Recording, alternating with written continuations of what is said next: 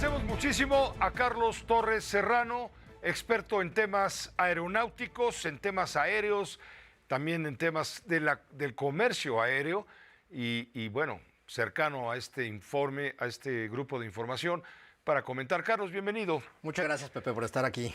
¿Cuál es el balance del año en el AIFA para que luego no digan que damos solamente las cifras oficiales o al contrario, las que no son oficiales, las negativas, los otros datos? Claro, yo te diría que hay dos elementos que me parecen positivos en este balance. Uno, lo comentamos en algún momento, el tiempo que duró, digamos, la construcción del aeropuerto, que fue un tiempo récord, hay que decirlo, digamos, a niveles y estándares internacionales, se entregó la obra. Creo que en esa parte ya no hay una discusión al respecto. El segundo elemento, la convivencia, tú recordarás, Pepe, de la aeronavegabilidad y la permanencia, digamos, entre el aeropuerto de la Ciudad de México, el aeropuerto de Santa Lucía, Felipe Ángeles, e incluso el propio aeropuerto de Toluca. Hasta el momento, y debido a la saturación que tiene el aeropuerto de la Ciudad de México, pero la poca operatividad de los otros dos aeropuertos, hasta la fecha no hemos registrado ningún evento, afortunadamente, o algún incidente grave en términos de la convivencia del espacio aéreo. Recordarás incluso que en su momento la propia Secretaría de Comunicaciones y Transportes hizo una reconfiguración con el servicio del espacio de aeronavegación para que los aterrizajes y los despegues pudieran dar alojamiento, digamos, a la posibilidad en su momento, y hoy es una realidad, de tener el aeropuerto Felipe Ángeles. Te diría yo que en esos dos aspectos hay, pues digamos, buenas cuentas.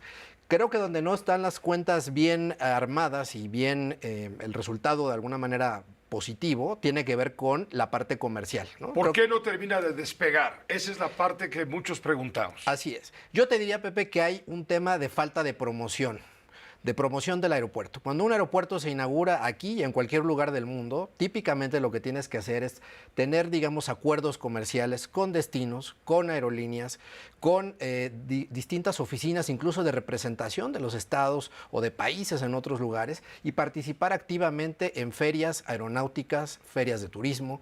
Y esta labor, la verdad, durante todo este año, pues no la hemos visto. Y ese es uno de los grandes faltantes, te diría yo, de por qué no ha despegado la aviación en este aeropuerto. Y la baja de categoría en términos de seguridad que nos impuso la Agencia Federal de Aviación de Estados Unidos para sus aerolíneas. No es que se meta en la soberanía nacional, pero dice, mis aviones que están conmigo en Estados Unidos no vuelan porque no hay seguridad. Exactamente. Creo que ese ha sido desde mayo del 2021, que vamos a cumplir ahora 2 años, en mayo ya de este año. Pepe, 2 años, sí, no se recupera. Que no se ha recuperado y que hay que decirlo, pues hasta que hubo cambio en el titular de la Secretaría de Comunicaciones y Transportes, se hizo un esfuerzo serio por acudir con las autoridades norteamericanas, poner una fecha calendario, tiempos límites, que pues optimistamente nos han dicho que en el verano de este año podría ser que México recuperara la categoría. ¿Eso va a significar que el aeropuerto Felipe Ángeles tenga mayor tráfico?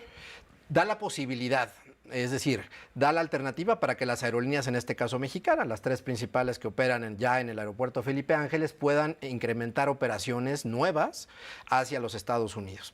En el caso de las aerolíneas de Estados Unidos, aún sin tener, digamos, de todo, digamos, esta restricción, pues hasta el día de hoy no hemos visto que ninguna aerolínea haya estado interesada en volar el aeropuerto Felipe Ángeles. Entonces, aun cuando en la versión pública se nos ha dicho que eso es quizás la llave mágica que va a abrir la demanda de pasajeros en el aeropuerto Felipe Ángeles, te diría que va a ayudar, pero no me parece que sea la solución mágica que va a traer pasajeros y aerolíneas al aeropuerto. Sigue siendo prevaleciente la falta de conectividad de manera, digamos, total, como se había prometido. Ya pasó un año y no vemos el ferrocarril, el tren, pues, que iba a llevar a los pasajeros y sus maletas de la terminal de Buenavista justamente a Tecámac, bueno, un poquito más adelante de Tecámac. Más adelante. En Santa Lucía, ¿no? El otro tema es el Mexibus, ¿no? Que es, digamos, los grandes distribuidores de transporte público. Eso es quizás lo que hace la gran diferencia entre este aeropuerto y algunos otros. En alguna de las mañaneras, y seguramente tú lo viste, Pepe, se discutía sobre los tiempos